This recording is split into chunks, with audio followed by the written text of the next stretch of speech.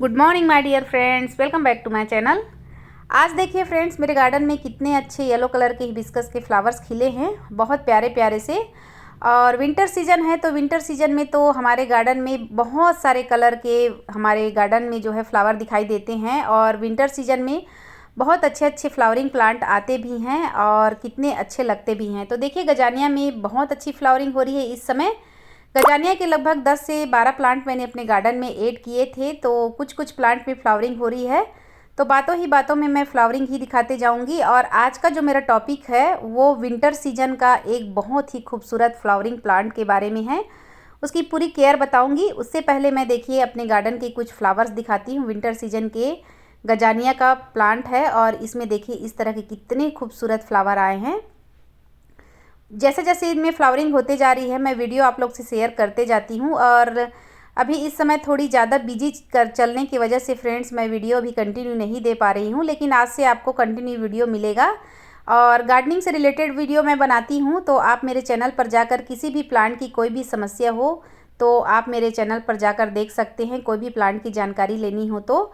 और अगर वीडियो आपको अच्छी लगती है तो मेरे चैनल को लाइक सब्सक्राइब करना मत भूलिएगा। गार्डनिंग से रिलेटेड वीडियो देखना है तो रिया टेरेस गार्डन सर्च करके आप मेरा चैनल देख सकते हैं। और देखिए इस तरह से प्यारे प्यारे गजानिया की बहुत ही खूबसूरत फ्लावर्स आते हैं। और यहाँ पर देखिए एक जोरा में भी पिंक कलर, रेड कलर, गुलदाउदी है। बहुत सारे ऐसे विंटर प्लांट हैं जिनकी फ्लावरिंग बहुत अच्छे से इस समय हमारे गार्डन में चल रही है।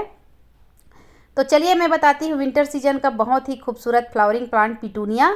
तो पिटूनिया की मिट्टी से लेकर मैं फर्टिलाइज़र तक की केयर बताऊंगी कैसे करनी है। और देखिए मेरे गार्डन में बहुत सारे कलर मैंने इस बार ऐड किए हैं। डबल पेटल वाले पिटूनिया मुझे नहीं मिल पाए हैं, सिंगल पेटल है और सिंगल कलर है, डबल कलर है। तो बहुत अच्छी फ्लावरिंग चल रही है इस बार। ज़्यादा पिटूनिया के प्लांट मेरे गार्डन में कुछ तो अच्छे से चल रहे हैं और कुछ जो है उतनी ज़्यादा ग्रोथ नहीं हुई है। इस वजह से फ्रेंड्स मैंने बहुत सारी कटिंग भी लगाई है, तो कटिंग भी मैं दिखाऊंगी। और पिटूनिया का प्लांट एक ऐसा प्लांट है जिसकी कटिंग भी आप लगाकर बहुत सारे ढेरों प्लांट तैयार कर सकते हैं। मैंने भी कटिंग लगाई है। तो चलिए मिट्टी के बारे में सबसे पहले बात कर लेते हैं कि किस तरह की मिट्टी में पिटूनिया को ग्रो करें। तो पिटूनिया को हम जो है टब में लगाएं। छोटा छोटा जो टब आता है, डेप्थ वाले जो पॉट आते हैं उनमें लगाना चाहिए, क्योंकि इनको ज़्यादा गहराई वाले पॉट की ज़रूरत नहीं पड़ती।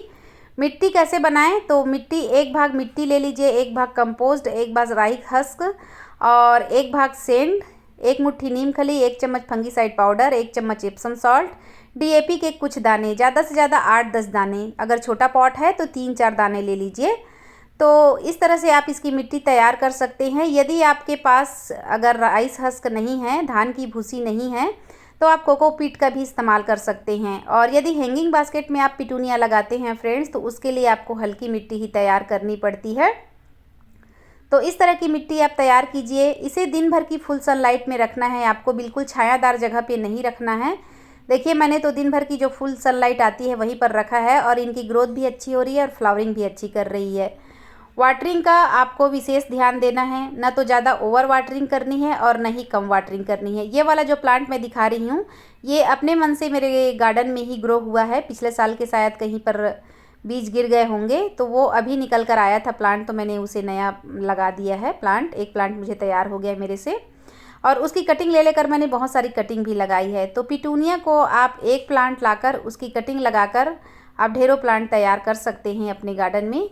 और रहा सवाल इसके कलर की, तो बहुत सारे कलर्स आते हैं पिटूनिया के, तो आप लेते लेते थक जाएंगे, इतने ज़्यादा कलर्स हैं। नर्सरी में आपको इस समय बहुत सारे कलर्स मिल जाएंगे और इसमें हेवी क्वांटिटी में फ्लावरिंग होती है फ्रेंड्स, तो इस वजह से इनकी हमको देख रेख बहुत अच्छे से करनी है। यदि आप वाटरिंग का ध्यान रख लेते हैं, और जो भी गार्डनिंग करते हैं उनको तो पता ही होता है कि कौन से प्लांट को पानी की ज़रूरत है।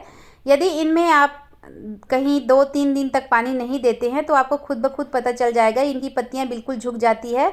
और पिटूनिया के प्लांट को न तो ज़्यादा पानी देना है और न ही कम पानी देना है। आप इसकी मिट्टी बिल्कुल मॉइस्ट रखिए और उससे जो है बहुत अच्छे से प्लांट ग्रोथ भी करेगा। जब इनमें फ्लावरिंग नहीं आई होती है उस समय आप डीएपी के कम से कम 3 से 4 दाने छोटे पॉट में देंगे तो इसकी ग्रोथ भी काफ़ी अच्छी होगी और प्लांट भी काफ़ी अच्छा बूसी होगा। तो फर्टिलाइज़र की बात करते हैं कि किस तरह का फर्टिलाइज़र, किस तरह का खाद हमें पिटूनिया के प्लांट को देना है। तो पिटूनिया के लिए तो सबसे बेस्ट खाद होता है सरसों खली और नीम खली का लिक्विड फर्टिलाइज़र।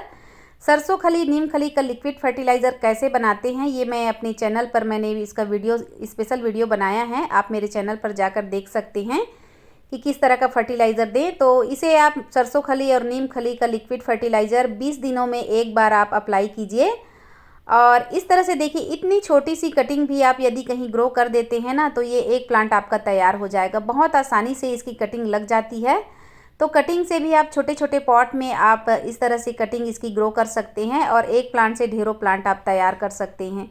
जैसे कि मेरा भी इतना सारा प्लांट है और सब में फ्लावरिंग हो रही है और मैं इसको यहीं पर लगा देती हूँ। देखिए इस तरह से ये बहुत आसानी से ग्रो हो जाएगी।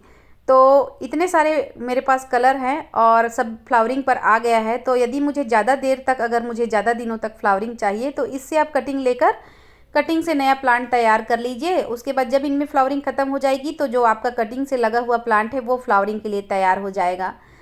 तो इस तरह से आप इसको फर्टिलाइज़र दे सकते हैं। आप NPK 1919 का स्प्रे ना करके आप 1 चम्मच गमले में डालकर गुड़ाई कर दीजिए और वाटरिंग कर दीजिए। उससे भी बहुत अच्छे से फ्लावरिंग करता है आपका प्लांट। और यदि प्लांट में फंगस दिखाई दे या इस तरह की पत्तियां यदि सूखी दिखाई दे तो पत्तियों को भी आपको हटाना है। पिटूनिया के प्लांट में डेड हेडिंग करना बहुत ज़रूरी है, नहीं तो ये बीज बनाने लगते हैं। और यदि आपका प्लांट बीज बनाने लगेगा तो उनमें फ्लावरिंग कम हो जाएगी, क्योंकि सारा ध्यान जो है प्लांट का बीज बनाने में लग जाएगा, न कि फ्लावरिंग करने पर।